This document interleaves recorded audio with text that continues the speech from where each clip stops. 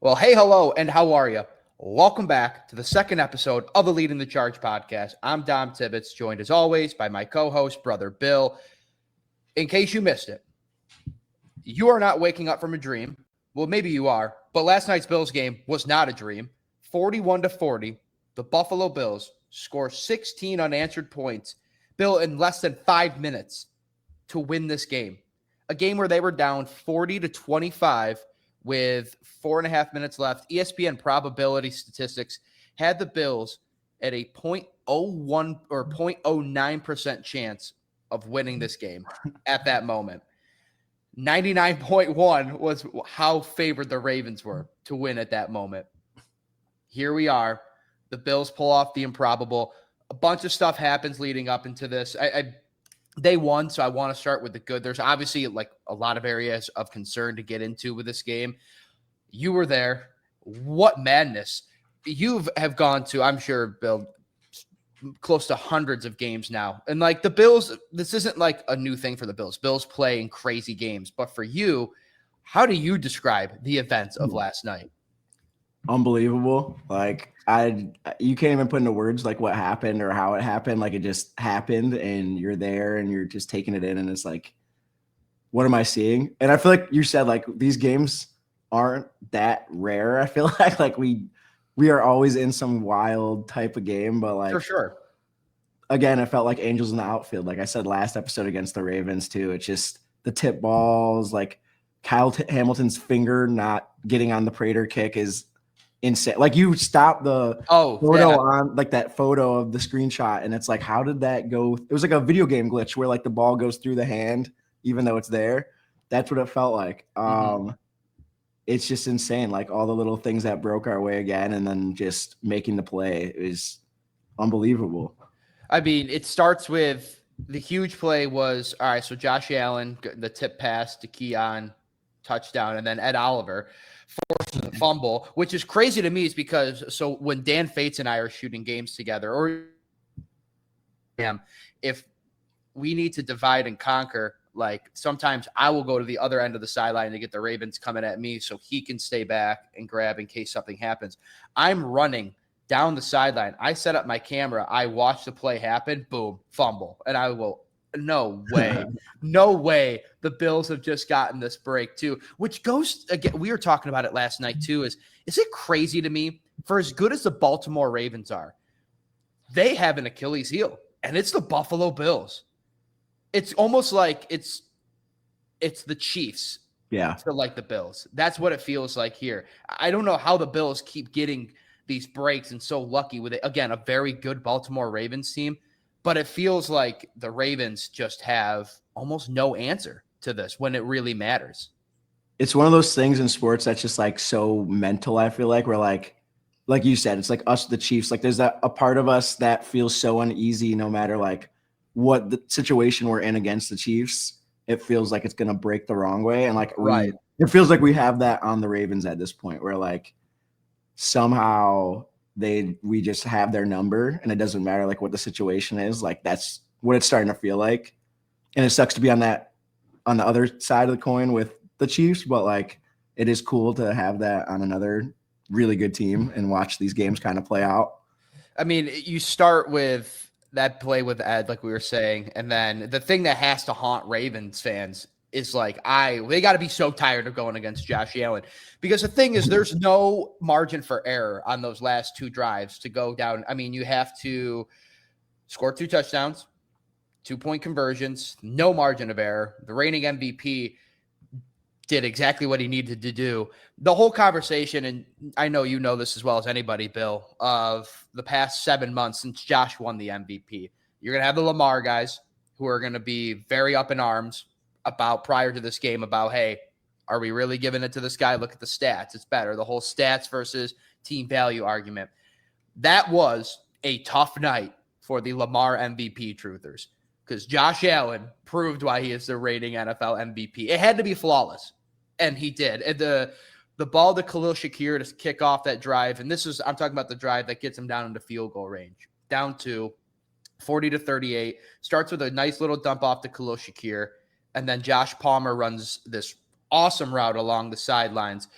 Dan Orlovsky, for all of you listening, if you go to like Twitter, ESPN, Orlovsky broke it down the next two routes, which is that throw to Josh and then the throw to Keon, which were just unbelievable chemistry connection between the receiver and Josh Allen. And then it sets up Matt Prater, who was coaching his son's youth football team a week prior to this. He's the assistant coach of like a youth football team. And then he took a red-eye flight in Thursday, kicks with the team Friday, links up with Reed and Brad. It's like, we ball, son, and is part of what could arguably be one of the wildest games in the history of like that Highmark Stadium's history. We had two MVPs on the field. We had Josh Allen, and then we had most valuable Prater.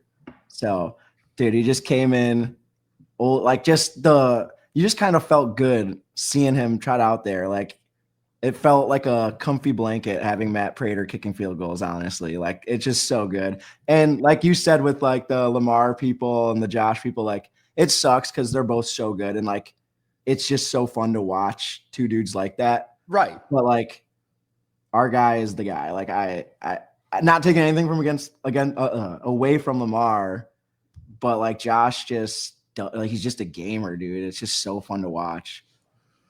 The whole argument between Josh and Lamar for the MVP is really polarizing. I wish it wasn't as tumultuous as it is. And like, I think Bills fans and Ravens fans are both to blame a little bit to how it's gotten to the point it is, for sure. Because it's great football. And that was a great football game we watched there too. But the Bills made one extra play at the very end, got the takeaway they needed, and Josh Allen delivered a flawless game. And then Matt Prater comes in and kicks his field goal. It was crazy also in that moment how like gravity defying it was, how mind boggling it is. As I'm like with my camera running onto the field, they're lifting Matt Prater up, up in arms, like how Big Phil would lift Josh up after like a touchdown or something. He's run off to the sidelines. I feel like I'm watching the movie Rudy unfold like in real life. And I'm like, well, we got to be careful. This man's 41. Please, he's a fragile guy, like let's gently put him back down on the ground. But the reaction from, and mind you, 50% of fans are probably gone by this point, but the reaction was unbelievable. It was still so loud, so energetic. And that will be a moment. I know the fans who left, I'm sorry, but it'll be a moment that will go down in infamy in Bills history. It was like the Oilers game again, really. Like, just, oh man, I can't believe it. So Bill, there's a lot of things that, like, when we do Leading the Charge, I always do this segment. Normally it's called Unsung Hero. And it's basically around the segment idea that who's somebody who played really good, who maybe didn't get enough credit or anything like that. Doesn't have to be anybody who you thought flew under the radar. Just for you, who stole the show for you? That's not Josh Allen or Matt Prater, the two guys we've talked about. Is there anybody that for you that you're just like thinking about it this morning, going back, and you're like, wow, what an absolute dog game from them? I feel like Ed Oliver really, really showed out. I mean, obviously the fumble, but there was a few plays where he just got back there, like muscled through, wrapped up Henry in the backfield. And outside of him, it was really ugly, honestly, on the defensive line, the secondary, like nothing seemed to really be working, but he was definitely showing flashes of like 2 years ago, Ed, where like he was free and just breaking free and making plays. And of course he made like the biggest play, and that's why we have him and why we pay him. And like, that's what we need. It's like the Chiefs have Chris Johnson in it, or Chris Jones. Wow. Chiefs have Chris Jones, and it's like having two, you know what I mean? Like the Pat Mahomes of the defense too. For sure. And like we need someone to be that for Josh. The defense just, to your point, like defense just needed somebody because the secondary was getting blown up. Derrick Henry looked like Barry Sanders out there. It was bad. I mean, ginormous Barry Sanders. Yes, a very big Barry Sanders. You needed someone to step up. I thought Ed Oliver, obviously, to your point, that's a great pick because he had such an impactful performance. I thought on offense, the second half was way better. I felt like Josh got a little bit more comfortable. I thought the connection with Josh Palmer started to get a little bit better in the second half. Keon Coleman for me on offense. Yeah. I mean, that was the game. I think we said it on the first podcast, Bill. It's like you needed to see Keon Coleman start to show the signs that, like, I'm taking that step. I'm taking the next jump in my second year. I think the final stat line was 7 or 8 receptions without looking at it in front of me. 7 or 8 receptions, 112 yards and a touchdown. And honestly, he's a trip up away from probably scoring. I don't know. So that's another interesting debate, though, I had with Matt Perino when we were working in the media room after the game. Keon runs that in. Do you actually think it was better that he did get tripped up? Because I don't know if Keon falls at the 1 yard line.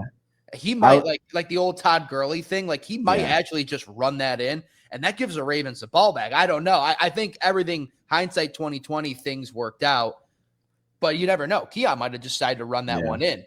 It's like the fan in you would love to see the touchdown there. Like it just would have been electric, and having Keon have like that extra touchdown on the stat line and just like stabilizing like such a good game. But it's probably best football wise that he got tripped up, so you could just run the clock out, have an easy chip shot, and take care of business. But yeah, dude, he was awesome. And I don't know if we said it last week on the podcast, but like I've felt like he had a lot of like people being bullish on him throughout the offseason. And like I was pleased with his rookie year. Like he was hurt a lot. He only ended up with like, everyone wants to compare him to Worthy, but he ended with like only 60, 70 less yards than Worthy on the season last year. Like he didn't have a bad rookie year, and he was really catching his stride before he got injured. And I know things kind of fell apart then, but like I didn't think he was like going into this boomer bust season, but like I'm really happy that, I mean, it's only one game and who knows what can happen, but he looks like he's made so much improvements. He looks so good out there. It's really awesome to see, and I hope it continues, because that's what you need too. You need a guy for Josh who is the guy, like a dude out on the outside. Yeah, you got to make defenses nervous. And with I think Keon can also do a lot of things too. They have Khalil Shakir, which is great. And I'm not saying like trade Khalil Shakir or move Khalil Shakir. He's a great slot receiver, but you have that luxury with Keon. Like you can just move him around in terms of the positions on the field he can play as a receiver. Keon, to your point, I thought had a good rookie season. Then ironically, now his teammate Jordan Poyer took him out and hurt his wrist in the Dolphins game last season. I think a lot of people got hung up on, which like is a rightful thing to get hung up on, at least I see it from my side, is the McDermott and Bean comments, mostly McDermott's comments at the combine about like, hey, need to see more from Keon. Like that was an up and down first season. I'd like to see more. But I remember talking to Keon in a one-on-one during OTAs, and I asked him like kind of point blank, you hear coach say these kind of things. I know you're a competitor, Keon, but how do you compartmentalize the criticism and the critique and like the desire to be better? And he answered it just as you thought he would. Nothing crazy. It was just, yeah, I got to be better. I was like, I have an MVP quarterback. I got to be better. I hold myself to a higher standard. I don't need any coach to tell me that I have to be better. I'm going to do that myself. And I think you're seeing like the fruit of the labor, so to speak. He's had such a great offseason. You need to have a good performance. So Keon Coleman, Ed Oliver, those are two guys I thought definitely stood out on the positive side. Bill, there are some bad, because the thing is that the Bills won, but they needed 41 points and a Matt Prater field goal at the buzzer to make miracle. We needed a miracle. Going back to Derrick Henry, I mean, he's a guy who has terrorized the Bills in the regular season before. The first touchdown we saw, because it was coming right at us, the sweep play, he bounced Cole Bishop's head off the turf, to coin Dan Fates' term, like a basketball. It felt like I was watching Josh Norman without the stiff arm all over again. Safety's a problem. Cole got beat a lot last night. There's just so many mishaps that I'm concerned. Definitely moving forward, the safety. I know that's like, hey, we're going to go back. We're going to go look at film. We're going to get better. The Jabril Peppers argument is starting to look really good this morning. I think you have to. And like, honestly, like Bishop looked really bad. Rapp wasn't like that much better. Like they were out of place so much. And I think that's like McDermott's defense, for all like the criticism of like boring and safe. Like it's there to like stop big plays. And like they were just so many runs where like the safeties just not in the picture even, or like taking terrible angles to try to like beat him downfield. Like it was just ugly, Yeah. and it was insane how many huge runs he ripped off. And I mean, some might be the scheming. I know watching like even live, I caught when Bishop was blitzing from like deep, like he was like in the like deep in the Yes. secondary, and he's just I read a stat on that was it was like the deepest 12, it was like 12 yards, like the deepest safety blitz in like I don't yeah. know, modern football era history, or like in the last 10 years. It was And it's bananas. And the success rate on something like that, by the way, is so low. Sorry, Bill, continue your point. when you're in the crowd, I feel like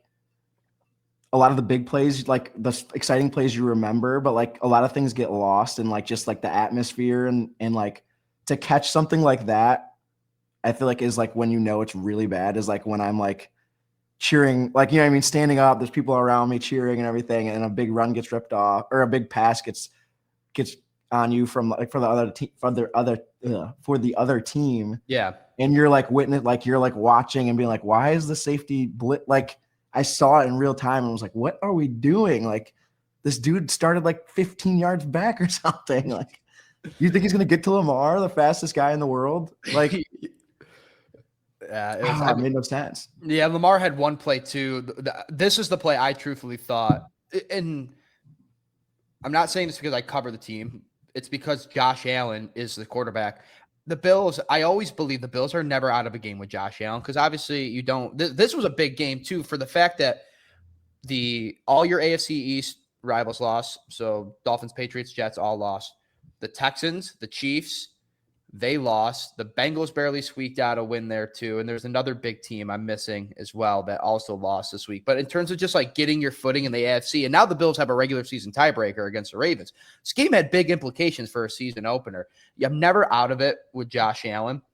That moment, though, where Joey Bosa and Greg looked like they had Lamar bottled up, and then Lamar, I mean, that credit to Lamar. That is why he is a two-time MVP quarterback. He can do some of that, I call it sick S-word stuff that Josh Allen can do, where you're like, how in the good hell did he get out of that? Runs for like an 18-yard gain, first down. And that's where I kind of was like, that kind of stuff. What do you do? What do you do there? So credit to the Bills for keeping it going. Lots of questions, I think, on the defensive side of the ball. Moving forward, from the fan side of this, Bill, I just want to ask too. First off, the first video of the year, in case everybody didn't check it out, Brother Bill on Twitter. It was awesome. Great video. Good stuff. So many people, the amount of quote tweets that I woke up to it yesterday, because admittedly slept in. So I was about 2 hours late on your release, but the amount of quote tweets that I saw, even before I saw your tweet of babe, wake up, Brother Bill videos are back. It was incredible. Vibes, just you linked up with our colleague Michael Schwartz. Yes. So two WKBW employees out there in the tailgate lots getting after it. The vibes looked electric. It was one of the slowest crawls into the stadium I've had going down Abbott Road to get in a long time. It was awesome. We were at the game day tailgate, which was sick. There was like I kept calling it the Sky Lounge. There was like some like platform they built on top of like a shed type bar thing, and that's where we were with when I ran into my WKBW fellow employee. That was sick. That was so fun. Just like, dude, walking in the stadium this time was just hit different. Like, I've been going since I was 6 or 7, every home opener, and just taking it all in and like being like, dang, this is the last home opener, and like what that place means. And like just before the game, all the lights off, and they were doing like some little show thing, and it was just a lot of nostalgia washed over me. It was sick. It was such a good game to have as the last like poetic opener. Like, yeah, it's almost like poetic. It is. And I'm like romantic about crappy stadiums, dude. I love crappy stadiums. I love watching like old baseball clips and seeing like the old Tiger Stadium and Yankee Stadium, where like it feels like you're right on top of the field and you're like a part of the action. And that's what we have here. And I know like the new place is going to be sick. It looks cool, but like I know you're going to lose kind of part of that. And I really tried to take that in, that like this is like home. Like you are squeezed in. One of the guys next to me was talking about he just got his new season tickets, and they were going over like, and it's cool, and I know it's good, and like he was excited about it, but it was like how much more space you have.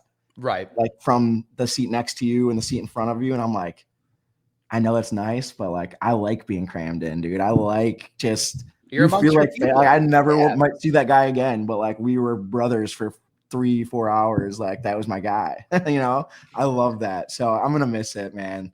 It was awesome though. The energy was sick. The stadium was awesome. The game was awesome. It was cool. I'm looking at some of the stats now too, and it's just like the stat, the game, the nostalgia. It was simply that's how the final home opener for a regular season game at that stadium needed to be. I would expect nothing less, which also gets me thinking like for the like the 8 or 9 or whatever, how many more home games the Bills have left at that stadium, Bill. What else is going to happen here? How many more fireworks are we going to see here too?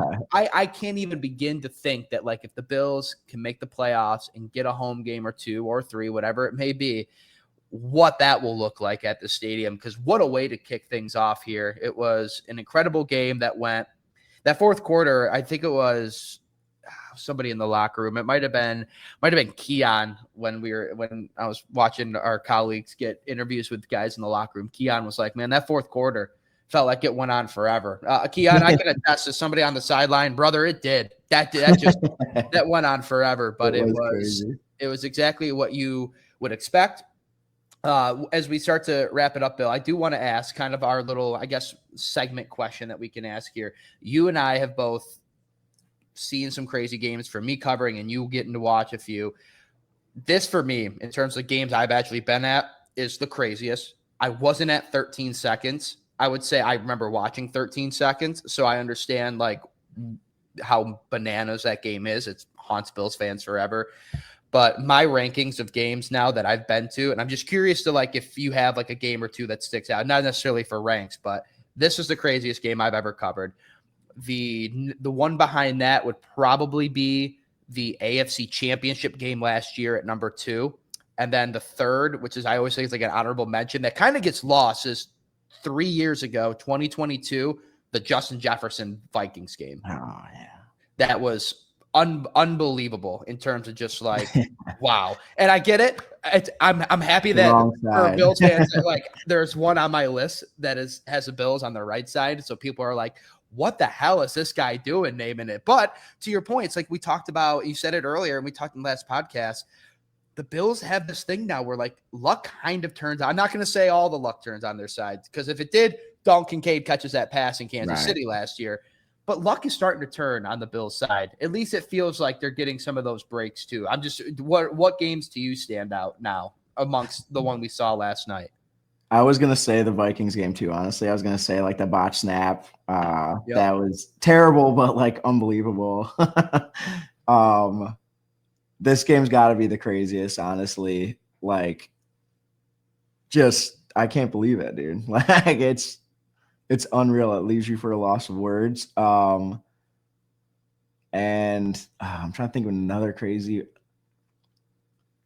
I don't know. Maybe the Fitzy Patriots game. Was that the home opener? I think in 2011. Mm-hmm. Yeah, that's a great Brady one. threw 4 picks and like we came back and won that. I think we were down. I can't totally remember it all, but like that game was crazy. So that might be my other one. This isn't a crazy game. This is like the emphasis of like when the Bills used to be bad. So for all Bills fans that are watching or listening to this, understand the fact that like, and I know a lot of you, we all like, my mom was a Bills fan. So like watching this team through her go through the drought, she took me to my first Bills game in 2009. I know. I was there. I already know what you're going to say. Browns. Bills versus Browns, 6-3. Terrible. Yeah, terrible. Trent Edwards versus punt, got benched for the rest of like the season. Jarius Bird's first interception though of his like crazy run. That's forgotten about. Great memory. Great. I don't remember a thing about that. That's what I remember. I was like, it was a diving interception. I was like, this guy's sick. That was like what I was holding on to because it was so bad. There's nothing else to have. And then he went on that crazy streak of like 6 straight games with a pick or something like that. Nuts. It's crazy. So another just instant classic at Highmark Stadium. The Bills go to 1-0 on the season, 41-40. They win over the Baltimore Ravens. Next up, a Sunday 1:00 game. Feels weird when we say 1:00 for the Buffalo Bills. Yeah. You don't get that much anymore. Going against the New York Jets. So first AFC divisional match, or AFC East divisional matchup on the road against the Jets. Justin Field. Bill, any just quick thoughts as we get into that before we wrap up here? I honestly, my mind has not really switched over to the Jets, but I will say just from the little bit getting to watch them, I think they look improved, but the Bills should go and handle business. I wasn't really able to catch that game because we were driving up and started tailgating during it. But like I was surprised at how much points they were scoring because I have Garrett Wilson on one of my fantasy teams, so I kept seeing that and I was like, nice.